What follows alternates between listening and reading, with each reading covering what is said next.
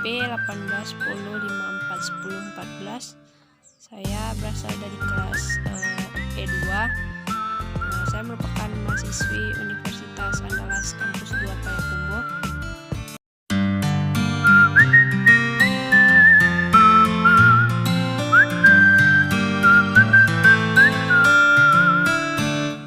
Baiklah, selanjutnya bab 34 yaitu kesejahteraan, di mana pada bab ini akan membahas tentang fungsi dari kesejahteraan yang menyediakan cara untuk memberi peringkat pada distribusi utilitas yang berbeda di antara konsumen. Ada baiknya mempertimbangkan bagaimana preferensi individu dapat dikumpulkan menjadi preferensi sosial dengan keadaan ekonomi yang memungkinkan. Selanjutnya masuk kepada bagian pertama yaitu aggregating preference, di mana konsumen memiliki preferensi terhadap seluruh barang di antara konsumen. Ada 3 agen yaitu X, Y, Z. Seperti kita lihat pada gambar, yaitu pada kolom A ada yang suka X ke Y, kolom B Y ke Z, dan kolom C Z ke Y, di mana pemungutan suara dilakukan suara mayoritas. Dengan melihat cara ini, sepertinya tidak berhasil dalam melihat preferensi sosial karena mereka tidak transif. Cara lainnya adalah misalnya hanya ada X dan Y yang tersedia. Maka X diberi peringkat 1 oleh A dan Y diberi peringkat 1 oleh B, dan begitupun sebaliknya. Jadi hasilnya akan seri dengan setiap alternatif memiliki peringkat agregat 3. Masalah yang muncul adalah manipulasi suara dengan mengubah urutan pemilihan seperti yang terdapat pada tabel di bawah. 3. Keputusan sosial dapat dilakukan, maka ada 3 cara. Yang pertama, dengan serangkaian preferensi individu yang lengkap, reefektif dan transitif dengan preferensi sifat yang sama. Yang kedua, semua orang suka X daripada Y, maka preferensi sosial harus X di depan Y. Yang ketiga, preferensi antara X, Y harus bergantung pada orang yang memberi peringkat pada X dan Y saja, di mana hal ini akan sulit untuk menemukan mekanisme yang memuaskan. Baiklah, selanjutnya menurut Kenneth Arrow membuktikan bahwa teorema imposibilitas Arrow bahwa ada 3 fitur mekanisme keputusan sosial itu tidak masuk akal. Ia mengatakan tidak ada cara sempurna untuk membuat keputusan sosial dan untuk mengumpulkan preferensi individu untuk membuat satu preferensi sosial. 3. Baiklah, yang kedua yaitu fungsi kesejahteraan sosial.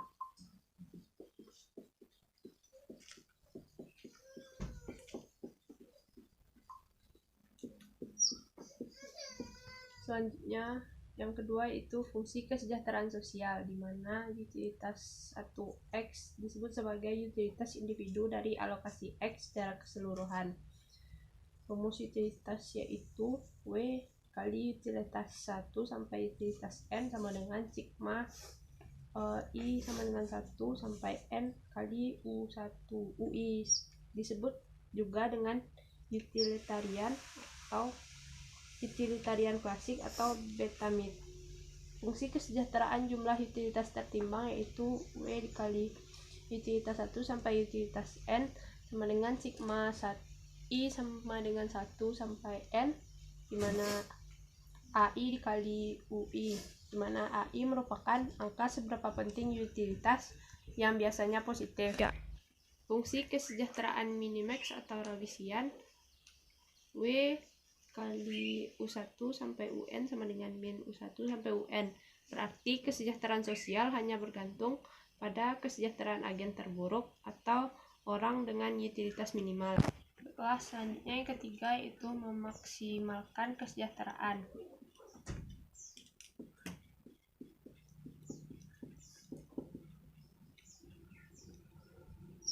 Di mana notasi XIK yaitu berapa banyak individu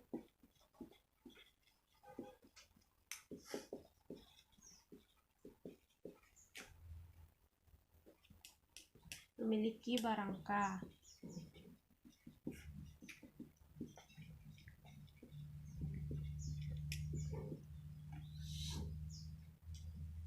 Dari jumlah total yaitu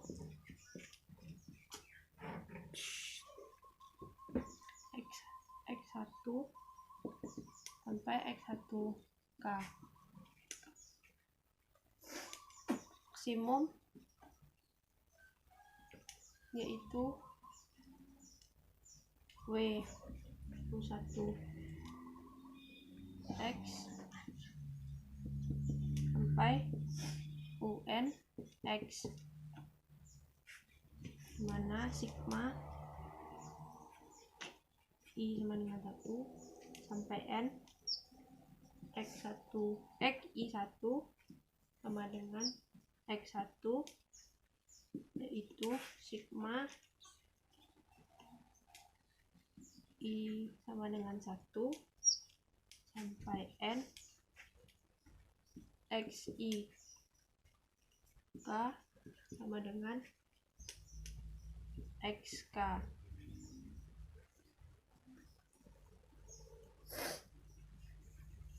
Untuk menemukan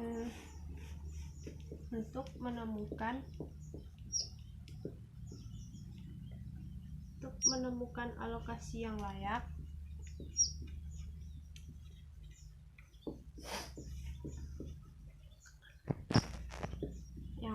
yang memaksimalkan kesejahteraan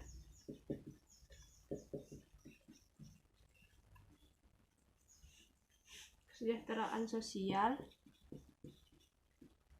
alokasinya harus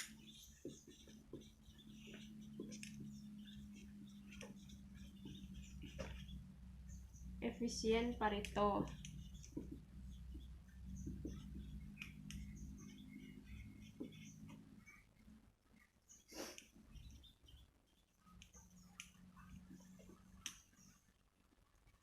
Ya, itu bentuk kurvanya yang efisien Pareto, yaitu ini U1, U2,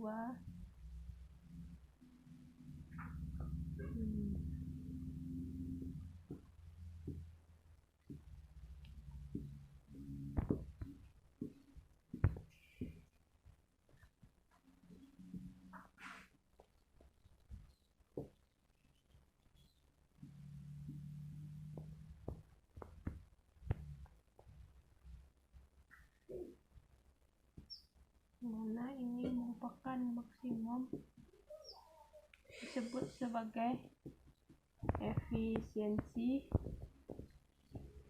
Pareto, dan ini merupakan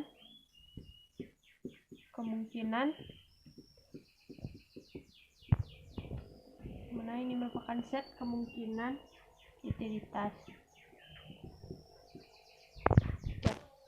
Jika utilitas ditetapkan cembung,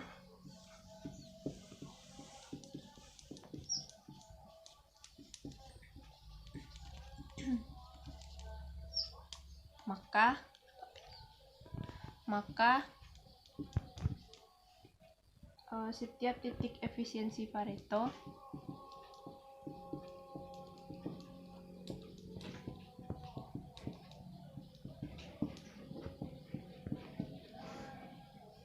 adalah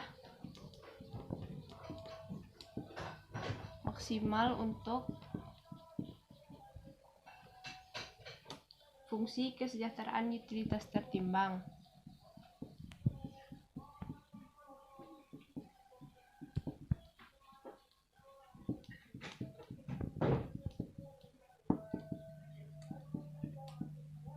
Seperti di gambar. Selanjutnya, fungsi kesejahteraan sosial individual, di mana W sama dengan W1 X1 sampai UN XN, yang merupakan fungsi kesejahteraan individual dan juga fungsi dari kumpulan konsumsi agen individu yang dikenal dengan fungsi kesejahteraan individualistis atau Bergensen-Samuelson. Kelima yaitu alokasi yang adil, di mana pembagian yang sama tidak harus efisiensi Pareto. Jika selera agen berbeda, maka mereka umumnya akan ingin berdagang dari divisi yang sama. Yaitu iri dan ekuitas, di mana alokasi adil jika tidak ada agen yang lebih suka bandel barang dari agen lain. Jika agen tersebut lebih suka bandel barang dari agen lain, itu artinya agen tersebut iri. Selanjutnya, ini bentuk kurvanya, di mana alokasi asli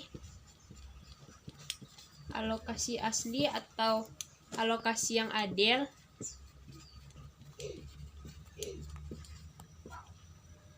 terletak di bawah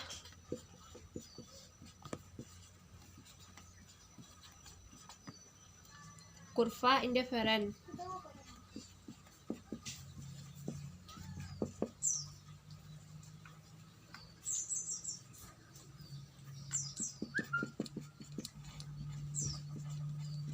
Kurva indiferen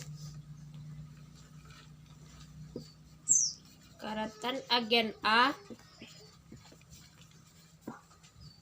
suka apa yang dimiliki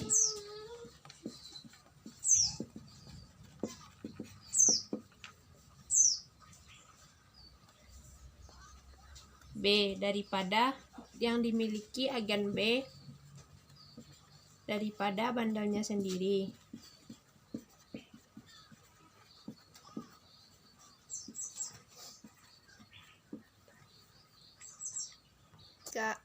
Selanjutnya itu A X 2A kecil dari A dikali X1B X2B, tetapi jika ternyata bandel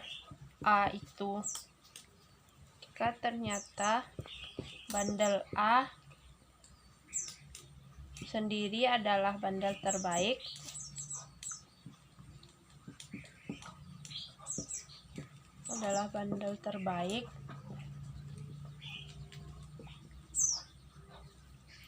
maka ia dapat untuk menentukan harga.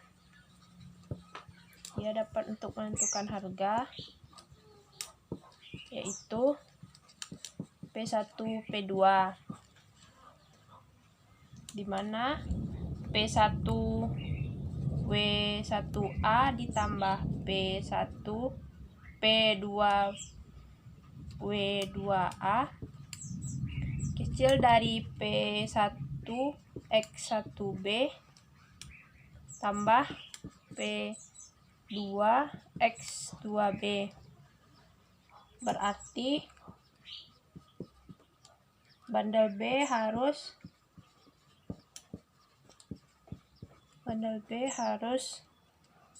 lebih besar. Tetapi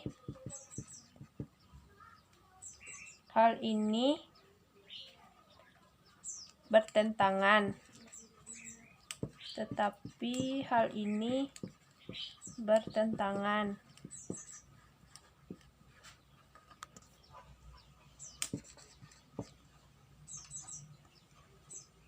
Karena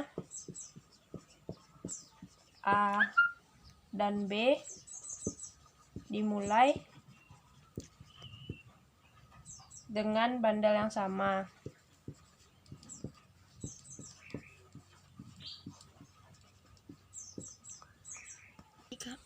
Jadi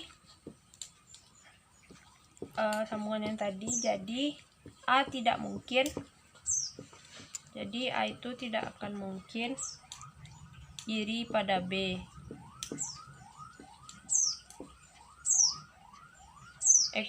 Equilibrium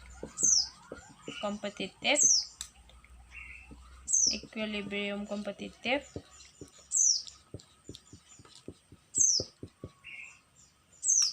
dari divisi yang sama